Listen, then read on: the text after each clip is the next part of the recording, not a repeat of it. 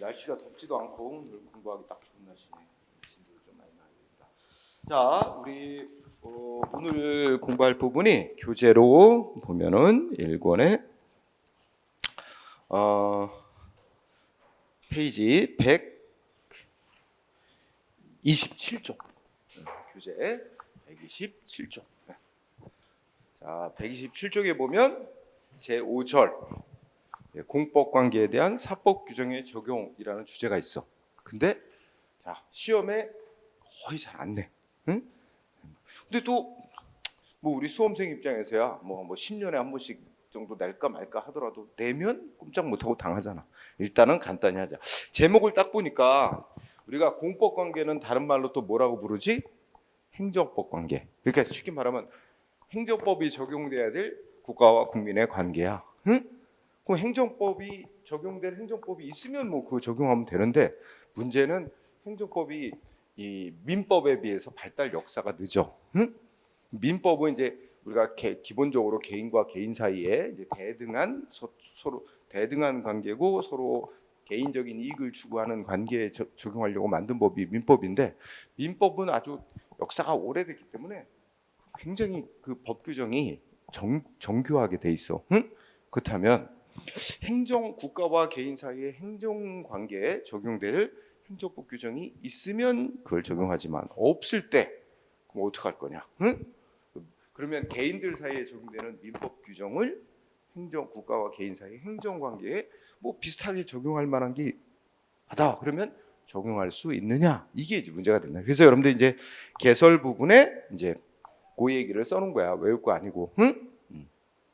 근데 거기에 대해서 이제 옛날에는 이런 시각도 있었어. 뭐냐면 야 이게 개인과 개인 사이는 우리가 대등한 자 사이의 관계고 서로 사적인 이익을 추구하는 관계인 반면 국가와 개인 사이의 관계는 뭐 행정 그러니까 행정을 둘러싼 관계는 공익을 목적으로 하고 공익을 추구하고 국가가 우월한 힘을 가지고 개인에게 명령 강제하는 그런 관계니까 이 성격이 완전히 다르다. 그러니까 뭐 행정 관계에 적용할 행정법 규정이 없다 그래서 성격이 완전히 다른 민법 규정을 갖다 적용하는 건 말도 안 된다. 그런 일은 옛날에는 그런 생각도 있어서 그러나 그게 절대적인 차이는 아니다. 응? 기본적으로 이제 어떤 권리 의무를 갖는 자와 사이의 관계에 그 상대적으로 국가와 개인 사이의 어떤 행정을 둘러싼 관계는 공익을 목적으로 하고 좀 대등하지 않은 성격도 있지만 응? 그게 상대적인 차이지 완전히 절대적 차이는 아니다. 응?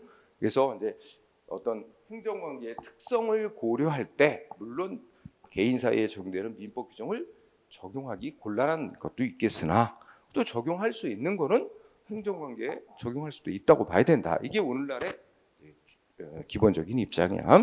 그래서 이제 거기에 2번을 봐. 즉 행정관계에 적용할 공법, 행정법 규정이 흠결됐을 때, 그지? 흠결이라는 건 이제 없거나 부족한 걸 뜻하는 거지. 그럴 때 보충하는 방법 외울 거 아니야? 첫 번째, 쌍가루 1번. 우리 행정행하는 법이 있는데 그 법에서 야 이거 민법의 어떤 규정을 적용해라. 규정이 있으면 적용하는 건 아무 문제가 없어요. 응? 이런 규정을 둔 예들도 있어. 응? 그래서 민법 규정, 사법 규정 적용하라고 명시적으로 행정법에서 규정을 둔 경우가 있다. 그죠? 그런 경우는 아무 문제가 안 되지. 문제는 이제 쌍가루 2번. 민법 규정을 적용하라고 이런 규정이 없는 경우, 없는 경우 어떻게 할 거냐? 이런데 이제 그 동그라미 2번을 보면, 그죠? 조금 아까 내가 얘기한 거 있다. 그냥 읽어만 보자.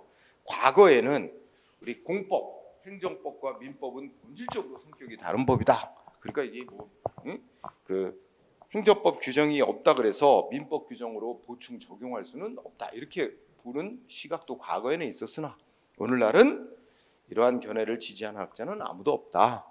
오늘날에 와서는 공법, 행정법과 민법의 차이는 본질적 차이는 아니고 상대적인 특성, 이는 상대적 차이에 불과하다. 따라서 민법 규정을 적용할 수 있는데 다만 이게 성질상 오로지 민법 규정 중에는 대등한 개인들 사이에 사적인 이익 추구 관계에만 오로지 적용할 수 있는 그런 규정들이 있는데 그런 건 적용할 수가 없다고 본다. 행정관계는. 그러나 민법 규정 중에는 이렇게 이 대등한 관계건 대등하지 않은 관계건 다 적용할 수 있는 성질의 규정도 있다. 그러니까 민법 규정을 좀 나눠 가지고 적용할 수 있는 거와 없는 거 이렇게 나눠서 이제 살펴보는 게 바람직하다 이런 얘기죠. 그래서 그 밑에 이제 판례를 보면 1번, 2번 뭐 두 개 들었는데 외울 거 하나도 없어요. 뭐냐면 1번, 2번 나타내는 건 뭐 거기 보면 1번은 무슨 법이 나왔어? 무슨 관세법 뭐 그다음에 동법 시행령이라는 건 이제 관세법 시행령. 이 시행령이 대통령이 만든 법인데 외울 거 하나도 없고 자, 그러니까 관세법이라는 법에는 뭐에 관한 규정이 없대. 근데 우리나라 이제 국가가 부과하는 세금에 관한 법이 여러 법이 있어. 뭐 국세 기본법, 국세 징수법, 관세법, 뭐 상속 및 증여세법, 부가가치세법, 세금 관련 법이 되게 많아. 근데 관세법이라는 법에는 있어야 될 규정이 빠져 있다 없다. 그러면 유사한 국가의 세금 관련 다른 법에 있는 규정을 적용할 수 있다. 그러니까 이거는 1번은 뭘 나타내는 거야? 행정법 우리가 행정법이라는 게 뭐 하나의 단일법이 아니라는 걸 알고 있잖아. 행정에 관한 무수한 법의 집합을 우리가 행정법이라고 하잖아. 그렇지? 그러면 어떤 하나의 행정 분야에 적용할 행정법 규정이 없다. 그러면 비슷한 다른 행정법에 있는 규정을 우선 적용할 수 있다. 응? 이게 이제 1번 판례의 뜻이고, 응? 2번도 그런 뜻입니다. 응? 뭐 하천법에 어떤 뭐 보상하도록 하는 규정이 없으면 다른 행정법의 보상에 관한 규정을 적용할 수 있다. 이런 뜻입니다. 응? 읽고 지나가세요. 그러면 시험에 조금 의미가 있는 게 이제 3번이야. 3번. 다음 페이지에. 응? 그러면 3번은 조금 요거는 이제 체크. 그래서 행정법 관계에 사법 규정을 적용할 수 있다 그랬어. 오늘날은 적용할 수 있는데 적용할 때도 좀 두 가지 측면을 고려해야 된대. 하나는 뭘 고려해야 될까? 응? 우리가 한 측면은 우리가 행정법 관계 또는 공법 관계 이렇게 말하잖아요. 근데 우리가 지난 시간에 배웠듯이 행정법 관계는 이게 이제 어떤 게 있을까? 이게 공법 관계는 국가가 공익을 달성하기 위해서 국민보다 우월한 지위에서 명령 강제하는 권력적인 관계가 있고, 그렇지? 또 국민하고 대등한 입장에서 관계를 맺는 비권력적인 관계, 이거 관리 관계라고도 칭한다. 이렇게 나눠지는 게 그럼 가만히 생각해보자. 민법 규정은 대등한 관계에 대해서 적용하는 법이니까 아무래도 여기는 좀 적용하기가 좀 껄끄럽겠지. 이쪽은 국가와 개인 사이 관계가 대등한 관계니까 아무래도 상대적으로 민법 규정이 적용될 가능성이 가장 높다. 응? 이것도 나눠볼 수 있고. 그다음에 이거에다가 이제 민법 규정을 우리가 사법 규정 이렇게 해야 돼. 사법 규정의 성질을 한번 또 고려하자 이거야. 응? 민법 규정이라고 다 똑같은 성질의 규정이 아니니까 거기서 민법 규정을 보면 쌍가로 1번하고 쌍가로 2번 이렇게 제목 읽었지? 1번에 보니까 일반 법원리적이거나 법기술적인 규정 이렇게 제목을 달았지? 쌍가로 1번에. 그러니까 이게 모든 법의 가장 기초를 이루는 법이 민법이라는 법인데 민법에 보면 모든 법이 적용되는 분야에 다 두루 적용할 수 있는 그런 성질의 규정들이 이 민법에 꽤 많다는 거야. 응?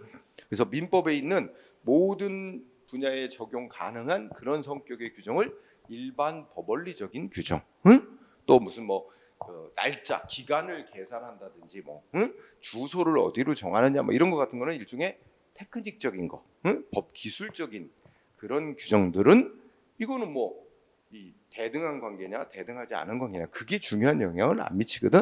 따라서 이제 사법 규정의 성질을 되면 일반 법원리적 줄여서 공부하겠습니다. 일반 법원리적인 규정은 이거는 어떻게 돼? 일반 법원리적이니까 모든 분야에 두루 적용할 수 있는 성질의 규정. 이거는 여기도 적용할 수 있고 당연히 권력 관계에도 당연히 적용할 수 있다고 보는 거야. 응? 둘 다. 그런데 사법 규정 중에는 이제 일반 법원리적 규정을 뺀 나머지 기타 규정 이거는 오로지 대등한 자 사이에 적용될 수 있는 성질의 규정이야. 그러면 이건 대등한 관계가 아니니까 여기는 적용되기가 어렵고 권력 관계는 여기는 주로 적용 많이 될 수 있다. 이런 관계지. 그래서 우리가 지금 얘기한 거야. 행정관계에 민법 규정을 적용할 수 있느냐, 적용할 거냐 이거를 판단할 때는 행정법 관계의 성격을 이걸 또 고려해야 되고, 하나는 또 민법 규정의 성질을 또 고려해서 이 두 가지 측면을 고려해서 적용 여부를 결정해야 된다. 이렇게 나오는 거지. 그래서 자, 쌍가루 1번에 일반 법원리적 규정 내지 법기술적 규정, 동그라미 1번에 두 번째 줄 그 밑줄이죠. 자, 일반 민법 규정 중에 일반 법원리적 법기술적 규정은 둘째 줄 뭐야? 원칙적으로, 응? 이 행정법 관계 중 권력 관계든 비권력적인 관리 관계든 직접 또는 유추 적용될 수 있다는 거, 폭넓게 적용될 수 있다는 거죠. 응? 그거 핵심. 그러니까 제목은 민법 규정 중에 일반 법원리적 법기술적 규정은 둘째 줄 원칙적으로 모든 행정법 관계에 폭넓게 적용될 수 있다. 이게 핵심입니다. 응? 그러고 나면 동그라미 2번에 그런 일반 법원리적인 성격의 규정들, 민법에 있는 규정들 이런 것들이 다 쭉 써놨죠. 그래서 뭐 누구나 다 신의에 맞게 성실하게 행동해야 된다. 응? 신의 성실의 원칙. 그다음에 뭐 자기가 권리를 갖고 있다고 자기한테는 아무 이득도 없으면서 남한테 해를 끼치려고 자기 권리를 행사하는 거, 응? 이런 권리를 남용해서는 안 된다는 거, 응? 그 다음에 무슨 뭐 권리자가 될 수 있는 자는 누구인지 뭐 이런 거에 관한 규정, 권리 능력, 행위 능력, 그다음에 자연인, 법인, 뭐 그다음에 우리가 물건의 성질을 말하는 동산, 부동산 등등등 이런 외울 거 아니에요. 이런 규정들을 법원리적 규정 또는 법기술적 규정, 이런 거는 우리 행정관계에서도 따로 특별하게 민법 규정 적용 안 한다, 민법과 다르게 이렇게 한다, 이런 규정이 있으면 모를까? 그렇지 않는 한 원칙적으로 적용할 수 있다, 이렇게 보는 거죠. 반면에 쌍가루 2번 기타의 사법 규정은 오로지 대등한 자 사이의 관계만 적용될 수 있는 규정으로. 동그라미 1번 결론적 어떻게 돼? 두 번째 줄 행정법 관계 중 비권력적 관계인 관리 관계에는 기타 규정들이 폭넓게 적용될 수 있으나 권력 관계는 아무래도 성질상 적용하기가 어렵다. 응? 그게 핵심입니다. 여기서 말하고자 하는.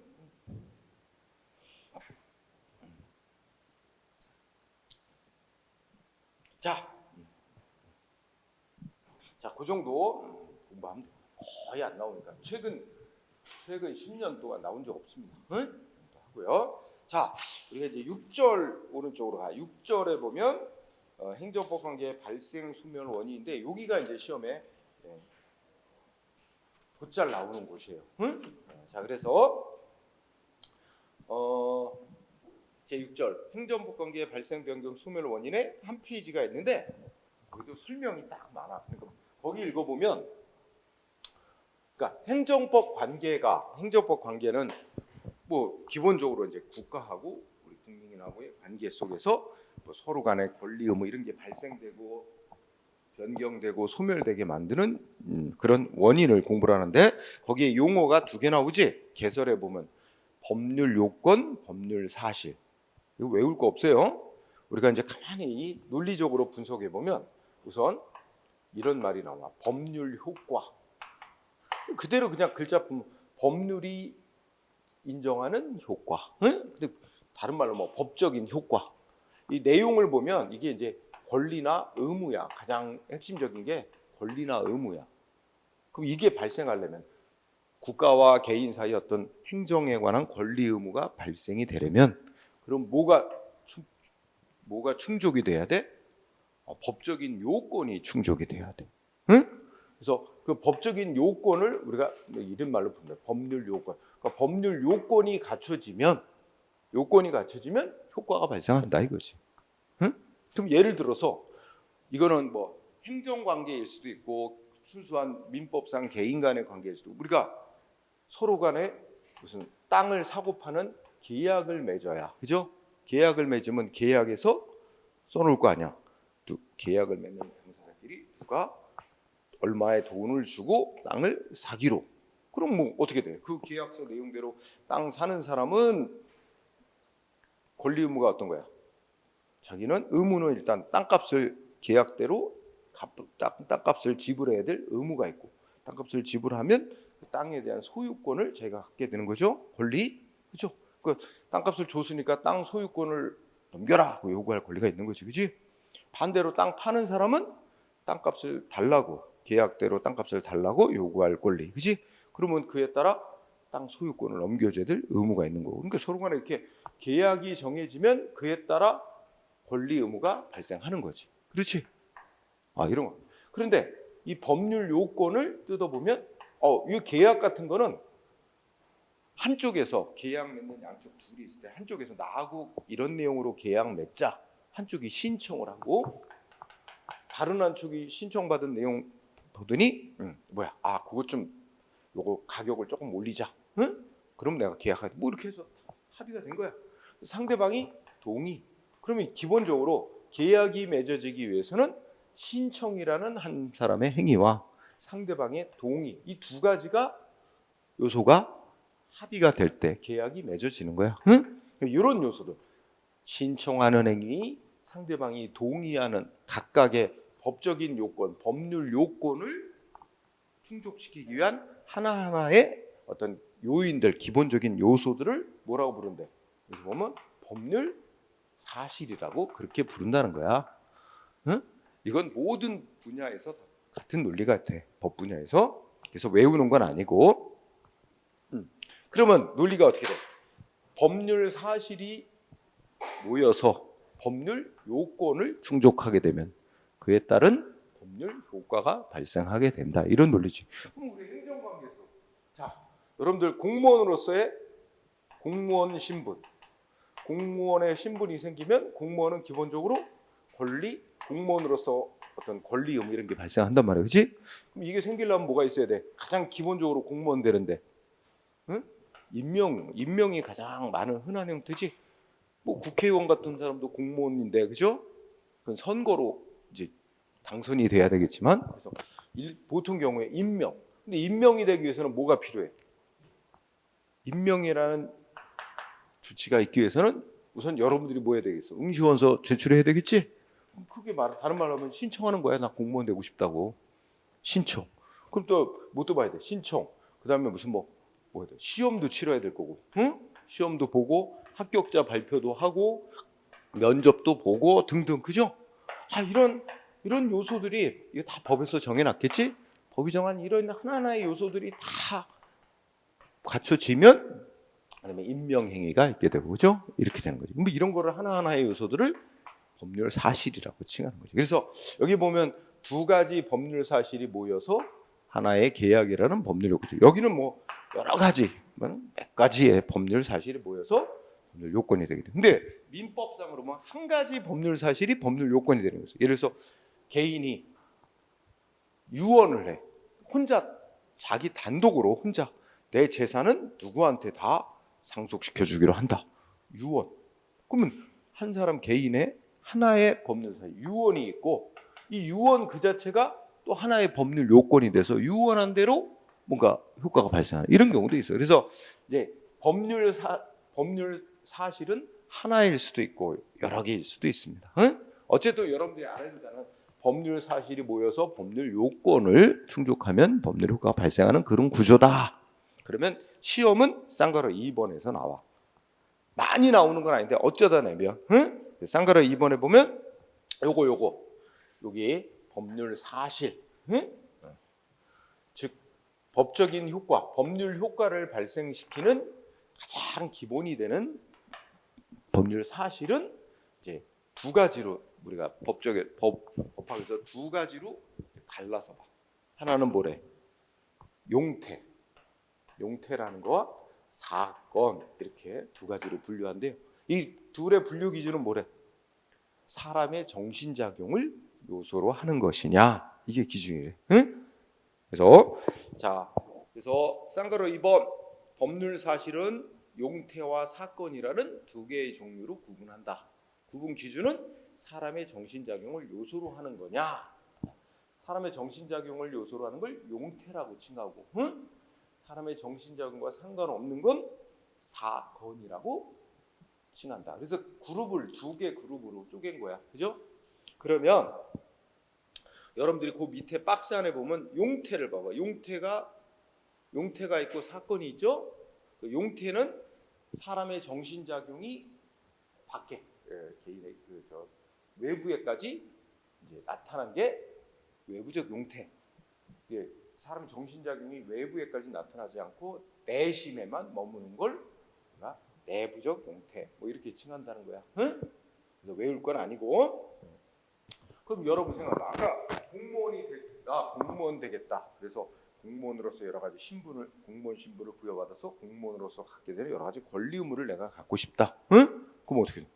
응시원서 제출하는 건 여러분의 정신작용의 외부에 대한 표시죠. 정신작용 외부에 대한 표시니까 뭐야? 외부적인 용태다. 그러니까 응시원서 제출하는 행위는 외부적인 용태다. 또 어떤 사람이 일반 국민이 술집 영업허가 받아서 영업하고 싶다고 영업허가 신청서를 제출해. 그건 뭐야? 자기의 정신작용을 외부에 표시한 거지. 이것도 외부적인 용태다. 이렇게 말할 수 있는 거지. 그치? 일반적으로 영업허가 해달라고 신청을 해야 행정위원회 검토해서 허가를 내줄 거 아니야. 신청도 없는데 허가 내주는 일은 거의 없습니다. 그죠? 그래서 외부적 용태다. 이렇게 말할 수 있죠. 근데 내부적 용태라는 건 예를 들면 이런 거지. 어떤 사람이 있는데 이 사람은 공무원 되고 싶은 생각이 전혀 없어. 근데 부모님이 하도 성화를 하니까 자기 본심하고 다르게 그냥 응시원서를 제출했어. 그럼 뭐야?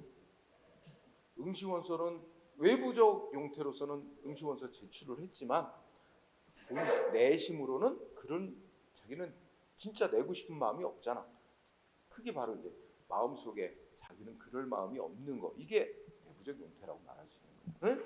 그래서 우리 용어상 뭐 내부적 용태, 선의, 악의 이런 말이 나오지.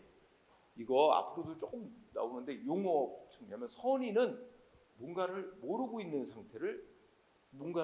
있는 내면의 심리 상태를 선이라고 합니다. 응? 악의는 뭔가를 알고 있는 심리 상태를 악이라 그래요. 응? 우리 법학에서 쓰는 용어가. 응? 선한 의도, 악한 의도 그런 의미가 아니고 법학에서는 어떤 사실을 이미 알고 있는 심리 상태, 이게 악이. 어떤 사실을 모르고 있는 심리 상태, 이게 선이. 응? 그래서 이거는 이제 행정법 얘기는 아니고 민법에서 보면 이게 선이냐 악이냐에 따라서 법률 효과가 달라지는 경우가 있어요. 예를 들면 누가 돈을 입금하는데 잘못 입금을 해서 계좌번호 하나 잘못 찍어서 내 통장으로 들어왔다. 누가 돈을 잘못 입금했는데 내 통장에 입금이 된 거야. 근데 나는 그거 내 돈인지 내 돈이 아니라는 거. 이거 웬 돈이 들어와 있지? 이거 웬 떡이야? 이거 열심히 썼어. 응? 그럼 어떻게 될까? 이게 이제 악의인 심리 상태야. 내 돈 아니라는 거 알고 쓰는 거지. 그럼 나중에 어떻게 될까? 나중에 원래 돈 잘못 보낸 사람이 반환해달라고 소송을 한다. 반환해달라고 이제 요청이 오는데 안 해주면 상대방이 소송을 할 거야. 그러면 악의인 상태에서 자기 돈 아닌 거 알면서도 돈을 썼다. 그러면 받은 돈 전액 다 반환해줘야 되고 어떻게 이자까지 쳐서 반환해줘야 됩니다. 응? 근데 반대로 선의인 상태가 어떡하냐? 내 통장에 입금이 됐는데 나는 그냥 당연히 내 돈인 줄 알고 썼어. 그래서 100만 원이 잘못 입금됐는데 내 돈인 줄 알고 60만 원 썼어. 근데 돌려달라고 요청이 왔어. 그럴 때는 어떻게 돼? 쓰고 남은 돈만 돌려주면 돼. 민법상으로. 선의인 상태냐 신의. 물론 선의인지 악인지는 서로 다툼의 대상이 되겠지. 응? 그러니까 나는 몰랐다는 걸 나는 증명을 해야 될 거지. 모르고 썼다 내 돈인 줄 알고, 그죠? 상대방은 거짓말하지 마. 너 알고 썼지. 응? 이렇게 서로 공방을 벌이겠지만 결국 판사가 선인지 악인지 판단하겠지. 응? 그래서 지금 말한 얘는 이제 선의인 상태냐 악인 상태냐, 그죠? 또 이게 우리가 고의 과실 이런 얘기 나오잖아. 그러면 사람을 죽였는데 내가 저 사람을 죽일 의도로 갖고 내면에 의사가 내가 저 사람을 죽여야겠다는 의도로 갖고 죽이면 그게 고의에 의한 살인하냐? 근데 죽일 생각은 없었는데 뭐야? 예를 들어서 내가 한 대 때렸는데 사람 넘어졌어. 죽지는 않았어. 근데 이거 그냥 버려두고 가면 죽을 수도 있는데, 그죠? 그냥 내버려두고 갔다. 근데 그 사람이 죽었다. 그럼 이게 이제 과실에 의한, 응? 과실에 의한 살인이 성립될 수도 있어요. 그래서 여러분들 저 인천대학교에 그 살인 사건 있잖아. 그 남학생이 여학생 그 성폭행하고 3층에서 떨어졌나? 그래가지고 뭐 얼마 전에 인천에서 인하대학교, 그죠? 인하대학교 사건, 그죠? 거기도 보면 그 남자애가 이게 고의가 있었는지, 응? 이게 다 고의에 의한 살인이면 형량이 엄청 높아져요, 그죠? 근데 이제 그 떨어져서 살아 있었는데 그냥 버려두고 갔다. 이렇게 되면 이제 고의에 의한 살인은 아니고, 응? 그러면 형량이 좀 낮아지고. 그러니까 그게 이제 막 법적으로 쟁점이 되는 거지. 이게 애초부터 떨어뜨려서 죽일 의도를 갖고 있었느냐? 그건 아니고 어떻게 하다가 실수로 뭐 이렇게 밀치고 하다가 떨어졌는데 그 다음에 119 연락도 안 하고, 응? 그냥 죽을 수도 있다는 걸 알면서도 내버려두고 갔느냐? 이게 이제 형량이 많이 다릅니다. 응? 자, 과실치사냐? 응? 그리고 유기 과실치사 이렇게 얘기될 수 있는데 버리는 거. 자, 어쨌든 이런 내부적 용태가 이제 고의냐, 과실이냐, 응? 선이냐, 악이냐 뭐 이런 거에 따라서 또 법적인 효과가 달라지게 돼 있단 말이에요. 응? 자, 여러분들 공부 사건만 특히 유의합니다. 사건, 사람의 정신작용하고 상관없는 거. 사건 거기 그 밑줄 쳐주세요. 뭐뭐 사람의 출생과 사망, 응? 생사, 그 다음에 시간의 경과, 그 다음에 일정한 연령의 도달, 한 3개 정도 거기에 이해 나오지. 그 이해 봐봐. 자, 어떤 사람이 의사 면허를 딴 사람이 있는데 그 의사가 어떻게 했대? 갑자기 뭐 사망, 응? 뭐 등산을 갔다가 추락사, 사망. 그러면 어떻게 돼? 정신자고와 아무 상관없이 사망이라는 객관적인 사실이 발생한 것으로 인해 의사 면허는 자동으로 소멸돼 버리는 거야. 응? 그러니까 뭐야? 여기서 사망이라는 건 정신자고와 상관없는 거야. 그냥 죽었다는 객관적 사실의 발생으로 의사 면허는 소멸하는 거야. 응? 또 오른쪽에 보면 시간의 경과. 아니 시간 흘러가는 게 사람의 정신자고와 상관 하나도 없죠. 응? 그래서 내가 예를 들어서 시장이 나한테 영업정지 조치를 취했어. 영업정지 나와서 나는 이거 승복 못해. 이거 소송해야지. 이거 영업정지 조치 위법이니까 취소해달라고 소송을 해야지 생각을 했는데 이게 법이 정한 기간이 있단 말이야. 뭐야? 영업정지 조치가 있은 걸 안 날부터 90일 안에 법원에다 소송을 제기해야 되거든. 그 90일 안에 소송 제기해야 된다고 알고 있었는데 그만 내일 해야지 내일에 차일피일 미루다가 90일이 지나버렸어요. 그러면 어떻게 돼? 본인의 정신작용, 본인의 생각하고는 아무 상관없이 법이 정한 기간이 지났다는 이유로 이제 그 영업정지 조치에 대해서는 영영 소송을 제기할 수 없게 돼요. 소송을 제기해서 법원에다 소장을 제출해도 법원에서 간단하게 심사한 후 이건 기간 지났네. 재판 거절합니다. 응? 그래서 이것도 보면 정신장애와 무관하게 시간이 흘러감으로 인해서 소송을 제기할 권리가 없어져 버린단 말이야. 그치? 정신장애와 무관한 요소에 의해서 권리가 소멸하잖아. 응? 또 그 오른쪽 옆에 보면 연령에 도달하는 것도 시간에 경과하고 뭐 그렇게 묶어서 말해도 되지? 지난번에 얘기했는데 우리나라 투표권 몇 살부터 주어진다고? 응? 우리나라 투표권 만 18세. 그죠? 18세가 되면 투표권이 주어집니다. 응? 그러면 거기 두 번째 법이 정한 연령에 도달함에 따라 선거권, 피선거권 취득. 응? 그럼 여러분들 국회의원 출마할 권리 있을까 없을까? 여러분 국회의원 출마할 권리 있을까 없을까? 여러분들 국회의원 출마할 권리 있어요? 응? 국회의원 18세부터 나올 수 있어요? 응? 그래요? 예전에는 국회의원 나오려면은 그게 오래지도 않았어요. 20세 이상부터 투표권이 주어져가지고 20세가 돼야, 응? 그렇죠. 근데 이제 대통령은 좀 나이가 법으로 정해지게 만 45세 이상이 돼야 대통령에 출마할 수 있어요. 그러니까 우리 출마하는 권리를 피선거권이라 그래.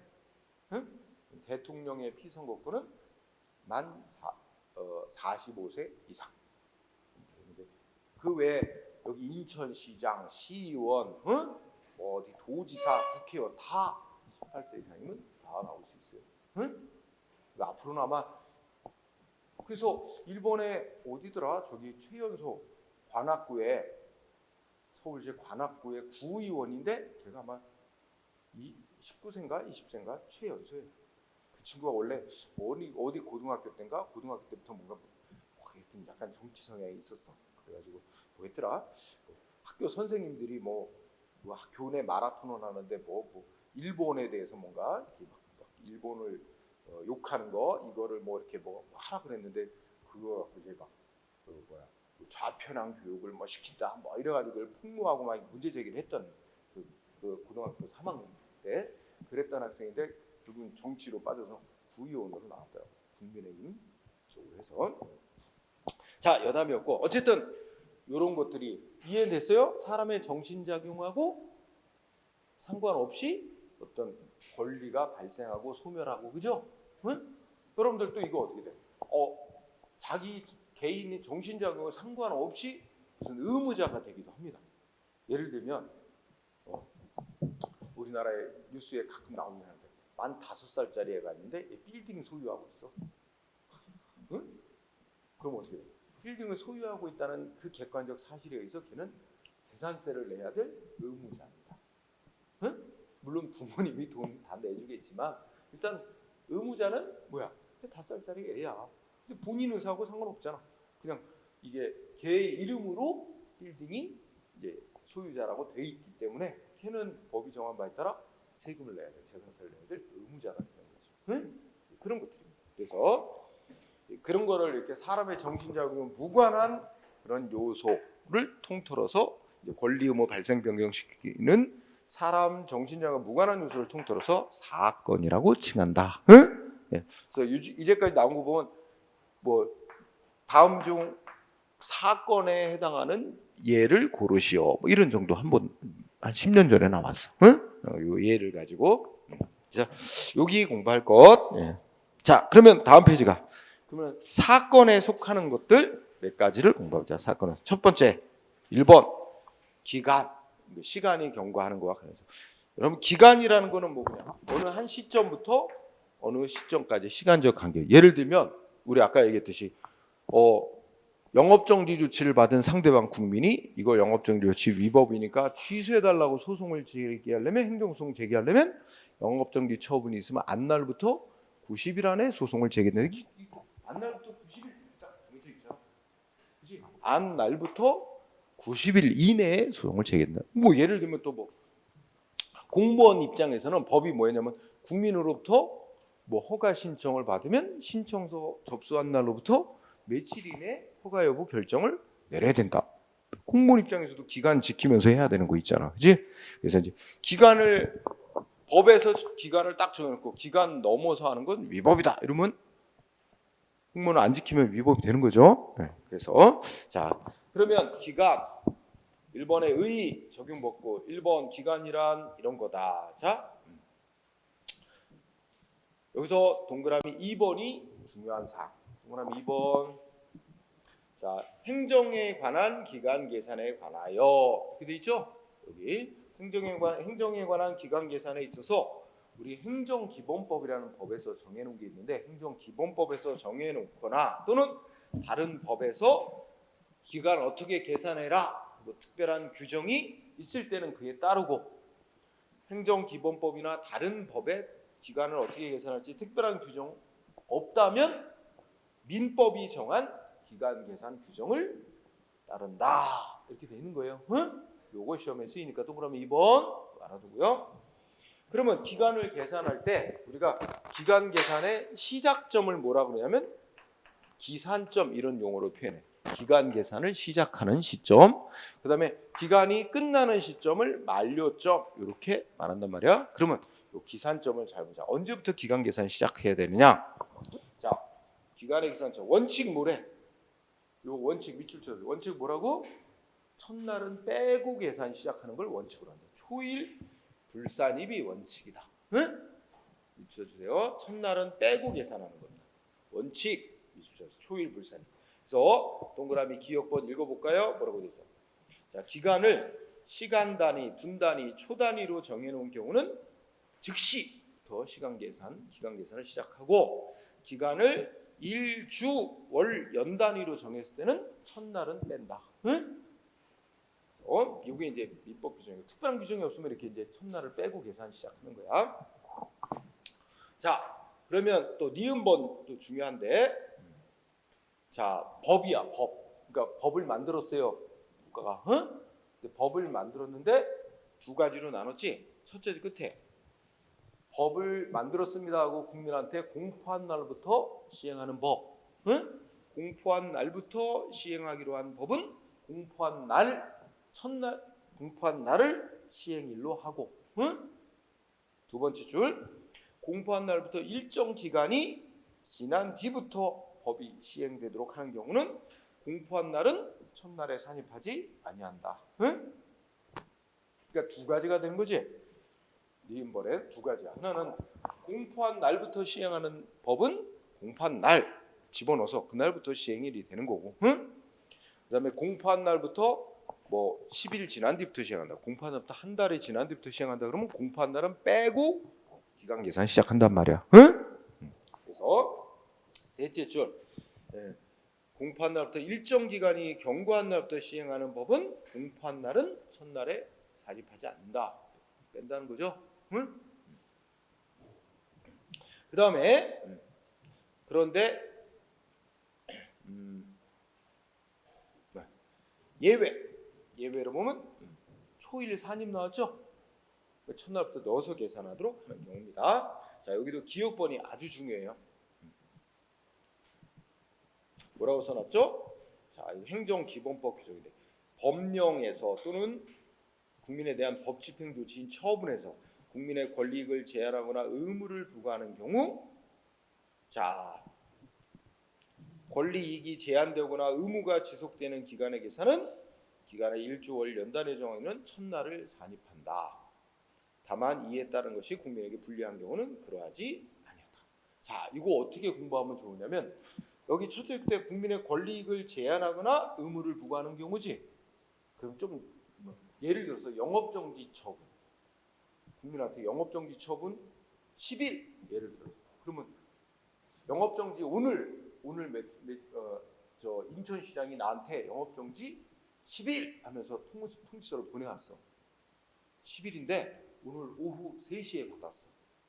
그럼 오늘부터 하루 포함시키는 게 국민이 나한테 유리할까? 빼는 게 유리할까? 포함을 시키는 게 낫지. 오늘 오후 3시에 받았지만 오늘도 하루로 쳐주면 그러면 국민이 영업정지 기간이 빨리 지나잖아. 다 국민한테 유리한 쪽에 나죠. 응? 그러니까 이제 거기 봐, 기억번에 국민의 권리익을 제한하거나 의무 부과하는 경우야. 그러니까 국민한테 불이익 주는 조치. 그러면 둘째 줄 끝에 뭐 쭉 이런 기간을 영업정지 내가 지금 예를 10일을 줬다 그랬잖아. 10일 계산할 때 어떻게 한대? 셋째 줄 첫날 산입. 응? 첫날 산입. 다만 이렇게 첫날을 산입하게 되면 국민한테 불리하게 될 때는 그러하지 아니하다. 이거 첫날 빼라는 얘기야. 국민한테 불리하게 될 때는. 그러니까 공부 요령은 국민한테 불이익한 영업정지 처분이니 뭐 이런 거 내릴 때는 그거 첫날부터 넣어서 계산해 줘라. 응? 다만 그 첫날부터 넣어서 계산하는 게 국민한테 불리할 때는 빼라. 응? 이런 취지죠. 기억번 꼭 중요. 그 외에 니은은 이제 그 특별한 이 기억번은 행정기본법에 이렇게 규정이 된 거지. 이런 규정이 없다면 니은번 첫째 끝에 이것도 따로 규정이 돼. 사람 연령 계산하는 거 있지. 나이 계산할 때는 출생한 날부터 하루 집어넣습니다. 출생한 날부터. 응? 연령 계산 등등 이런 것들이 또 이 밑에 내려가면 뭐 형법상 야 오늘 구속됐어. 구속 사람을 구속시켰는데 어떻게 돼?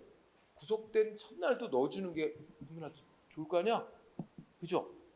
그리고 이런 건 어때? 국민이 법에서 뭐냐면 국민이 뭐 증명서나 뭐 발급해달라고 신청이 들어왔다. 그지? 그러면 뭐 일주일 안에 처리해야 된다. 그러면 어떻게 돼? 신청한 날부터 집어넣어주면 국민이 하루라도 더 빨리 받는 거지. 그게 다 국민한테 유리하게 될 때는 첫날부터 집어넣는다고 생각하면 돼. 응? 돼 있다고 꼭 외우진 않아도 됩니다. 기억은 중요한 거야. 자, 그다음에 만료점 봐봐. 만료점. 만료점은 원칙. 정해진 말일날이 종료함으로써 만료되는 거다. 다만 말일날이 토요일 또는 공휴일에 해당한 때는 그 기간은 이길이라는 말은 다음 날로 만료하는 거예요. 이게 원칙입니다. 응? 그래서 다음 날로 만료하는 게 원칙인데 우리 동그라미 2번 예외 규정이 있습니다. 기억번 중요합니다. 법을 공포한 날부터 일정 기간이 지난 뒤부터 시행하는 법을 만들었어. 그러니까 법 공포하고 3개월 후부터 시행한다. 이렇게 법을 만들었다면 근데 3개월이 되는 날짜가 공휴일 토요일이야. 그럼 어떻게 한대? 그 말일로, 응? 다음 날이 아니라 그 끝나는 날이 공휴일이라도 그날로 만료. 응? 그래서 기억은 법인 경우 그 기간이 말일이 공휴일이나 토요일이라도 그 말일로 만료되고 그 다음 날부터 이제 법이 시행되는 거죠. 자, 그러면 이거 아까랑 정리해보자. 자, 예를 들면 어떤 대통령령이 제정이 됐어. 대통령령이 제정이 됐는데 자, 언제 공포됐냐? 2022년 8월 10 오늘이 며칠이야? 응? 13일? 응? 자, 8월 13일 공포가 됐어. 이 법 대통령령 만들었다고 국민한테 공포. 근데 뭐라고 써있냐면 이 법은 공포 후 3개월이 지난 뒤부터 3개월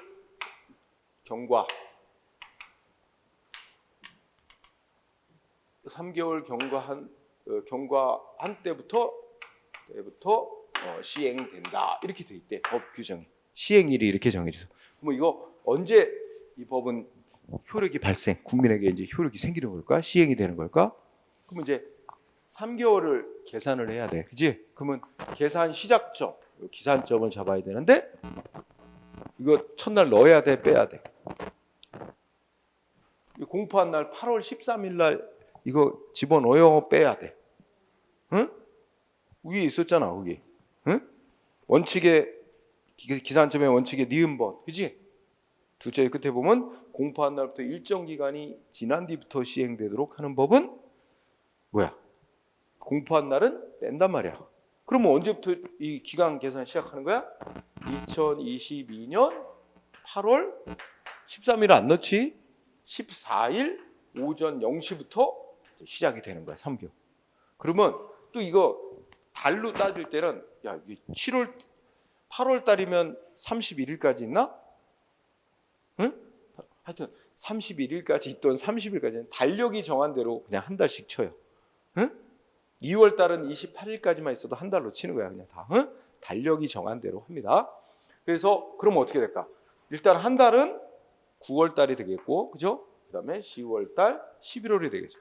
그럼 언제 만료되냐? 11월 3개월이 끝나는 시점이 언제야? 11월 14일 날 시작했지? 11월 13일 자정. 11월 13일 자정이 끝나는 때야. 만료점. 그러면 어떻게 돼? 11월 14일 오전 0시부터 이 법은 시행이 되는 거야. 3개월 지난 뒤부터 11월 14일 오전 0시부터 이 법은 효력 발생한다. 시행이 되는 거야. 그지? 근데 14일이 공휴일이래. 일요일 같은 공휴일이야. 그럼 어떻게 돼? 상관없어. 법은. 그지? 아까 만료점의 맨 페이지 아래 예외. 응? 그 끝나는 기간의 말일이 공휴일이나 토요일이라도 어떻게 돼? 그날로 그냥 만료되는 걸로 치는 거야. 그렇지? 네. 그래서 요거는 이제 13일 만료 14일이 아니라 참 13일이 그지? 공휴일이라도 상관없이 13일로 끝난 거야. 그지? 그래서 우리가 이제 이거 말고 아까 위에 만료점 그 만료점의 원칙 있잖아. 예를 들면 이런 거 한번 해봐. 오른쪽에 나오겠지만 세금을 언제까지 내라 이거야. 응? 세금을 부과했는데 세금 언제까지 납부해라 그러는데 세금 납부해야 될 마지막 날이 공휴일이야. 그럼 어떻게 될까? 그날까지 내야 되는 게 아니라 공휴일이 끝나는 그 다음 날까지 내도 돼. 그 이제 기간이 만료되는 시점이 그 공휴일이 끝난 그 다음 날까지로 연장이 되는 거예요. 그게 바로 이제 오른쪽에 나오면 니은번. 뭐랬어?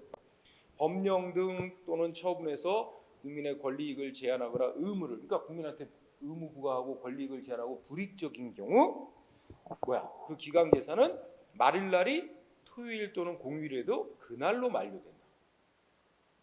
그래야지 국민한테 유리할 거 아니에요? 안 그래? 안 그러면 아니 불이익이나 의무가 하루 더 연장이 되게 하면 안 되잖아. 그러니까 여기 두 번째를 말일날이 토요일 또는 공휴일에도 기간은 그날로 만료한다. 응? 다만 그날로 만료하는 것을 이렇게 하면 국민에게 불리한 경우는 그러하지 아니하다. 이렇게 제시했죠. 그러면 생각해보자. 이거 말고 예를 들어서 뭐였지? 그죠? A에게 영업정지 처분 뭐야? 10일. 그지? 그래서 8월 13일 날 이게 8월 13일 날 영업정지 10일 했어. 그러면 10일 기간 계산 시작점 언제야? 8월 13일 집어넣나요? 빼나요? 여기서 13일부터 시작해? 14일부터 시작해? 야, 이거 영업정지 기간은 하루라도 빨리 끝내주는 게 좋잖아, 국민한테. 그러니까 13일부터 집어넣는 거야.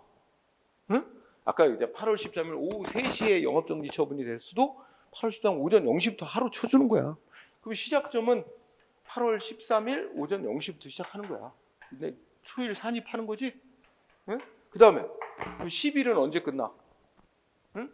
10일이면 언제 끝날까? 8월 22일쯤 될 거다. 그죠? 8월 22일. 응? 아, 만으로 따지나? 그죠. 8월 여기다 10 보태면 이렇게 해보자. 13, 14, 15, 16, 17, 18, 19, 20, 21, 22, 그치? 22일, 22일 자정으로 끝나는 거예요. 그죠? 근데 22일 날이 토요일이나 공휴일이라도 그냥 이날로 영업정지 10일 끝나는 거지. 공휴일이라고 해서 다음 날까지 연장되고 이거 아니란 얘기지. 그지? 그러니까 국민한테 불리한 내용일 때는 하루라도 빨리 끝내주자. 응? 이런 생각인 거죠. 이거 되게 중요하다. 그래서 그 예외 기억번 법일 때도 그다음에 니은번. 그러니까 기억과 니은에 다 뭐야? 끝나는 날이 토요일 공휴일이라도 다 그날로 그냥 만료하는 걸로 하는 거죠. 시험 중요. 그다음에 쌍가로서번 기간의 역사는 거의 시험에 안 돼. 역사니까 거꾸로 계산 거슬러 올라가는 거야.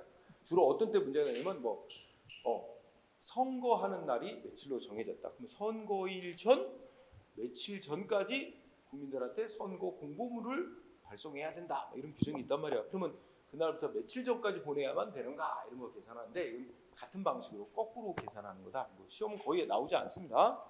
그럼 꼭 알아둬야 될 거.